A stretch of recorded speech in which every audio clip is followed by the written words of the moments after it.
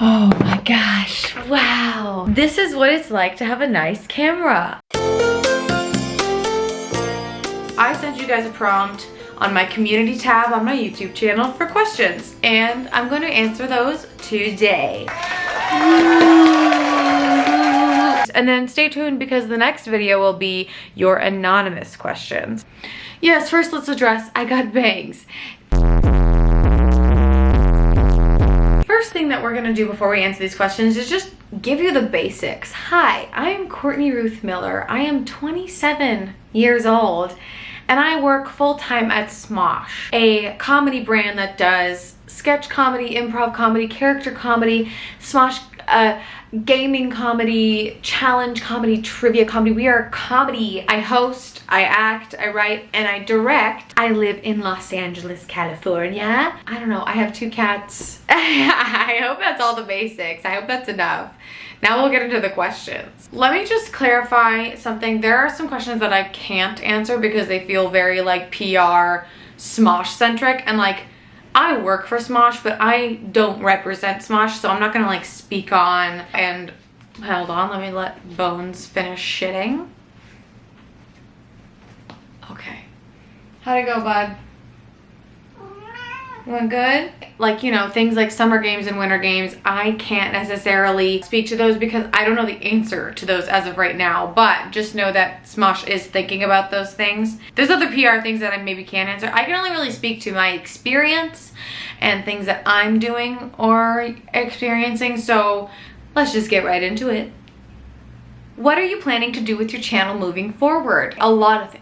A lot. I want to do makeup stuff, skincare stuff, fashion, of course, but mostly I love editing vlogs. Like it's always been my favorite thing ever since I was literally a preteen. I just love editing, especially vacations and stuff like that. Just fun days, events with friends. So I'm hoping a lot of lifestyle stuff in general.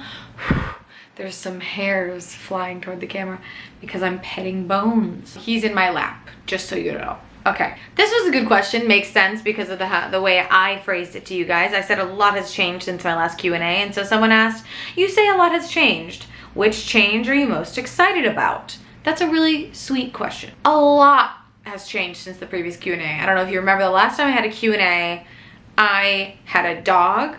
I was technically jobless. Defy Media dropped Smosh. Smosh was homeless. I also was identifying as a cis straight woman. So since then, I have come out as pansexual, bisexual, whatever, and genderqueer as well. I'm gender fluid, non-binary. I'm she, they. I definitely swing more into feminine territory, but there are days where I really am like irritated at that side of myself and want to swing more into masculine territory. I don't want a dick, but I don't feel like I fit the typical man, woman stereotypes, whatever. I'm Courtney at the end of the day. I have viewers that this might make uncomfortable. I still get comments. I lose Instagram followers, and you know, I know Instagram is dying and a lot of creators are losing followers and like interactions really bad, but like sometimes my like inner demons decide to speak up and are like, it's because when your mostly male followers go to your account and see that you have a rainbow flag and she, they pronouns, that it makes them upset. But yeah, this is who I am. I feel like the people that don't like that probably have already clicked away. So hi guys. As I realize these parts of me, I feel like so much more myself. And I feel like it's so important to fully understand yourself and why you are the way that you are, why you do the things that you do, because that will help you understand yourself in other situations. And it's helped me as a creator, as a performer, comedian. God, if you look back at those old videos of me back in 2015, the things that I wore, I was borderline binding my chest. I wore these really intense elastic bras that like borderline flattened me completely. I was wearing sports bras that were way too small because I wanted to be flat. Some might not know this, but that's called top dysphoria. I think chest dysphoria, something like that. But I was like uncomfortable, so uncomfortable with my body, and I didn't understand why. You know, some people like hate their boobs and they end up getting a boob job, things like that. It was different. It was weird. I didn't like the femininity of it, and it was very rare when I actually like showed off the girls, you know? But yeah, this has helped me so much as a person. It's also helped me find my people. It's so important to have a good support system, and I feel like I've gotten an even better support system the more that I've become more supportive of who I am. I mentioned I had a dog in the last Q&A. Django is with another family he's very happy. Basically, TLDR, he was extremely high level separation anxiety. Their combination of separation anxiety and anxiety mixed with my anxiety and my lifestyle of working 12 hours a day so many days a week, it just wasn't gonna work. So basically he's a service dog now with another family, and I'm very happy for him. He's been with them longer than he was with me. I now have 2 cats. They suit my lifestyle, and they're amazing, amazing kitty cats. It's really, really hard to talk about, but there is a podcast episode on Smoshcast where I talk about it. I will try and find the link below. But if any viewers know which episode that is, please help me out and put it in the comments. So yeah, I hope that answers that question. I've literally been speaking for like half an hour on one question. Okay, let's move on. What is your biggest interest that doesn't often come up on camera? I'm a passionate person and I love a lot of stuff, and there's not always like a time and place in Smosh content where we can really dive into those things. But things that I very much have a passion for is music. It's a hobby of mine to find new music that I've never heard before and like creating playlists. I've always wanted to make my own, but my life does not have room for that. And I'm just like, well, that'll come along eventually if I ever want to truly pursue making my own music. But for now, I freaking love listening to it. I have This Is My Spotify, different playlists for different moods, different vibes, but I highly recommend checking them out because I add to them all the time, and odds are it's a song you've never heard before. If you have heard most of those songs before, we're the same person. I see you, you see me. I feel seen, you feel seen. I also have a deep emotional connection to food. I don't really get into that enough. Okay, so obviously I host Eat It or Yeet It, but I never asked to host that show. I am only hosting Eat It or Yeet It because when they were first coming up with the show, I said, I don't want to be in it. I don't like being surprised with food. It's like traumatic and weird and feels like masochism. I don't know if that's a term. And I know it's all fun and it's like, I'm not gonna get hurt on the show, but back then when the show was being made, I said, I don't wanna be on it. And they were like, okay, well then you're hosting it. Food has a direct line to my soul. It affects my mood. If I'm eating something that I don't really like, my appetite just goes away, and that's dangerous. Like, I need to eat, so I am always making sure that I'm eating food that gives me joy, makes me feel good. So if you're interested in like a what I eat in a week type video, I see a lot of those kind of things on YouTube. Let me know if you want to see that. It would definitely be very interesting because I truly only want to eat foods that I love. I have people around me who like food is strictly a nutritional sustenance thing. I am not like that. I cannot operate that way. Favorite foods. I love Korean food, Japanese food, Chinese food, Thai food. You see the pattern here. I love ramen, of course, as you know. Shabu shabu, which is like also a different kind of ramen, but it's more like a hot pot situation if you've never tried it. If you've never tried it, oh, the day you try it. Sushi. I just love food that's fun to eat. Like, I definitely have a specific love for food that's fun to eat. Sushi is just little nibbles. Korean barbecue, all Korean foods. It's like you have all the little side dishes like the kimchi, the cucumber salad, the little onion dish. Like there's all, it's just so fun. And you get to like make your own little mixtures. I love it so much. And of course I love makeup, fashion, which brings me to my next question, which is, how do you get yourself in the mindset to slay on days when you don't feel like slaying the house down boots? Thank you, Gay King 2235. I feel like you're not a real account. Looking good, feeling good. You know, I definitely use fashion and clothing to like set the tone of my day. It's a lot like makeup where like putting it on and getting myself looking good makes me feel better. Feeling good, looking good. Looking good, feeling good, looking good, feeling good, look good, feeling good, looking good. Right? Oh, I hate the lip choice I made today. I hate it. Okay, it's fine. What's the best What's the best piece of advice you've ever received? So my therapist very early on told me detach from outcome And I've been going to therapy since November of 2018. Literally started it a week before the Defy shut down. It's so funny, the first session I was like, I just have career anxiety. It just feels like things are in a weird place right now. And then literally the next week, the shutdown happened. But I've been going to them ever since, and detached from outcome has become like a mantra to a degree, because I have a lot of anticipatory anxiety, anxious leading up to things. What if this happens? I'm scared this is gonna happen. That advice has gotten me really far. Might get it tattooed on my body, who knows? Thoughts on the direction of Smosh. We literally just finished a shoot week. I laughed the most that I have laughed in a very, very long time, because our content is just so good and the people working on it are so good. Views, interaction, budget, all that shit aside, I genuinely feel like our content is the best it's ever been. Some underrated shows are Dead Table Talks. We have this series on Smosh Games where we like try different jobs with like job simulators.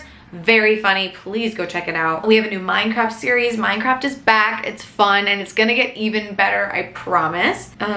Can you even have time to make what? Okay. Can you or do you even have time to make gaming content on your own channel? And then they mentioned stuff about my Sims that I was talking about on my Instagram story the other day. I film and edit these videos myself, and I did edit some Smosh Pit videos in the past, but I have never edited gaming content. I also don't know if I have the equipment. I'm just excited to do more gaming content on Smosh Games, because like, that's where I do it. That's where I enjoy doing it. Hopefully we'll do more. Maybe we will do Sims. Me and Spencer were talking about that the other day, so who knows. Corny is Miller? Yes? What are your future plans with Smosh, or will you be the great Smosh grandmommy one day?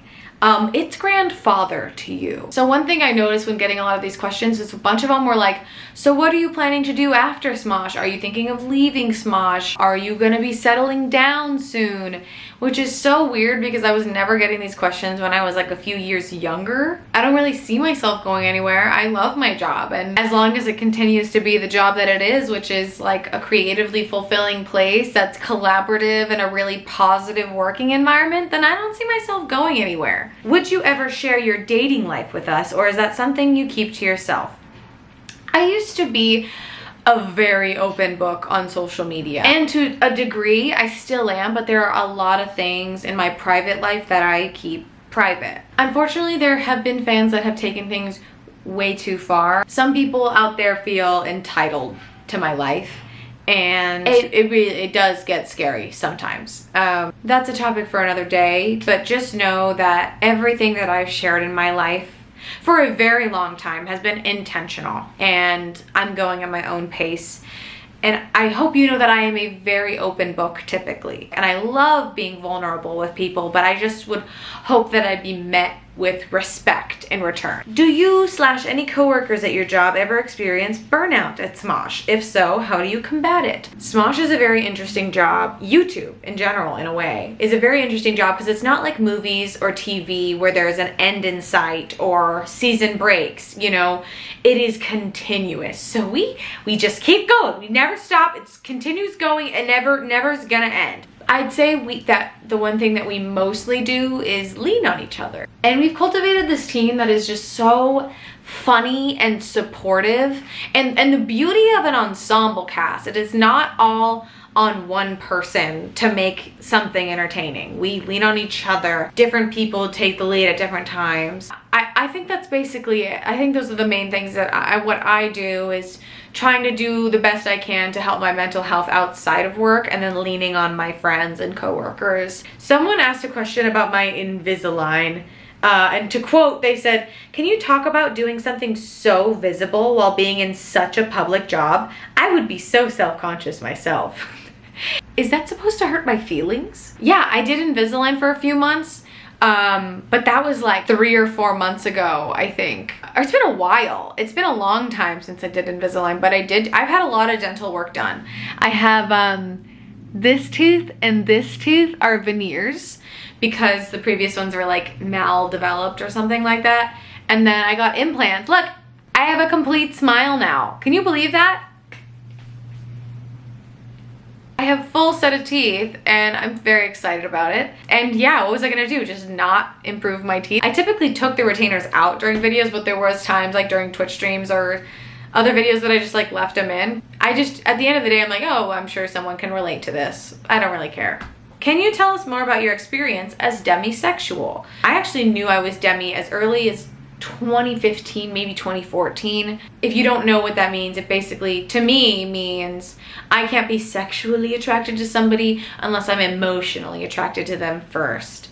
Typically with men. I have found myself immediately attracted to women and genderqueer people. I think that's just something that developed through my traumas. Ugh, I hate saying the word trauma, like trauma. I hear, oh my God, is that too vulnerable? I just like, if I were to like meet an attractive guy, a typically attractive guy at a party, for example, I'm not gonna be attracted to you. If anything, I don't trust you because I'm like, there's strings attached. There's a catch, you know? So it takes me getting to know people before I can actually be attracted to them and actually consider them. I hope that is enough for that question. Have you been taking comedy lessons? You've always been funny, but I think your delivery has improved. That is the best compliment / pickup line. It's like, have you been taking comedy lessons? Cause you're out of this world. I think I know what you mean, because during the pandemic, I like very much felt unfunny. You know, there was a lot going on, but also like I was very much in a rut and just didn't feel funny. I really didn't. I know this is gonna sound so fucking lame, but RuPaul's Drag Race, okay, hear me out, follow me down this road. When I started watching that show and like really got into it, they take comedy back to its like roots and they really break it down. And it was so educational for me. And the thing that stuck with me was like so many drag queens on that show would struggle with letting go. And the things they would say is like, I'm afraid of acting like a fool. And then the thing that RuPaul would say was like, please, please act a fool.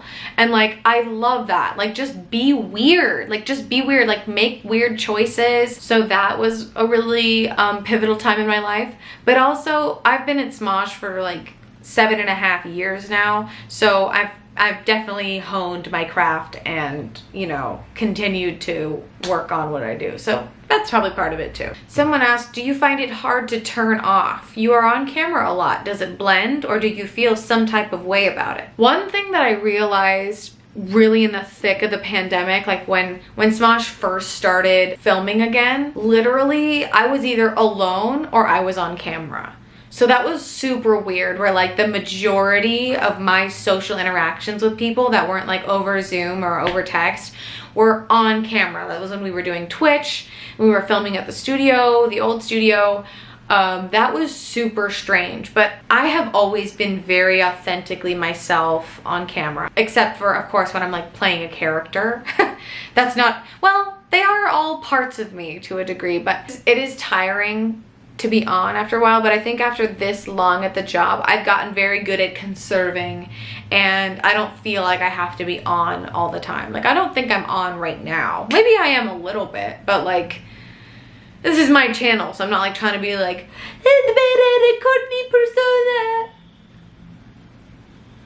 I hate that I like did like a weird voice for that. I hate the lips that I chose. Oh, I hate it. I hate it. Okay, I think that's all of those questions. We can do more of these, and I can ask on different platforms. Just stick around, because I'm going to be answering your anonymous questions in the next video. And let's just say those ones are definitely a different energy. Was this a good video? Please don't hurt my feelings in the comments. Love you guys. Bye.